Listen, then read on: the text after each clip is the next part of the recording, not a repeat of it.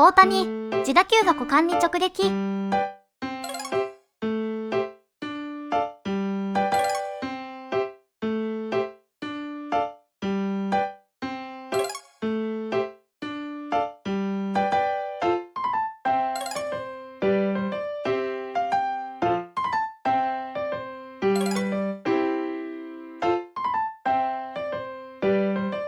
これは痛い。